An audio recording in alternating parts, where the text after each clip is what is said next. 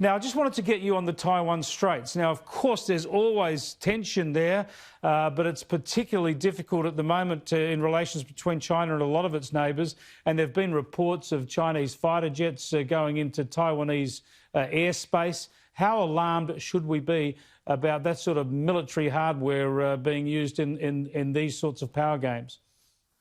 I think we should start to get more alarmed because in the past, I've always taken the view there would only be one circumstance in which China would attack Taiwan, and that would be if Taiwan formally declared its independence from the People's Republic of China, which would be a declaration of the end of the one China policy by Taiwan, which has sort of adhered to a one China policy in a strange way.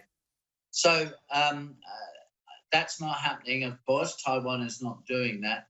But what we're seeing today, which is much more worrying, is a much more aggressive, arrogant and intolerant China than we have seen in a very, very long time, really, since Mao Zedong's era. You know, Deng Xiaoping and all his successors as leaders of China up until Xi Jinping have basically wanted to collaborate and cooperate with the rest of the world and seen the Taiwan issue as a long-term issue.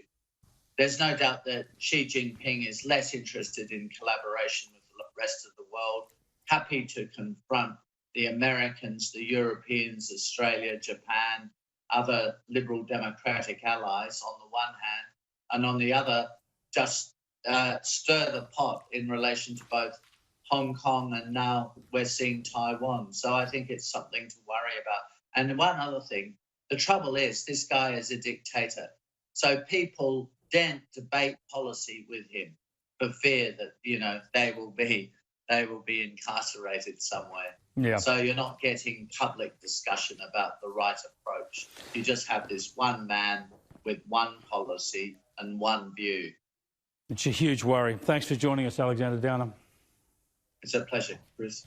Alexander was talking about China there, not Victoria. I'm only joking.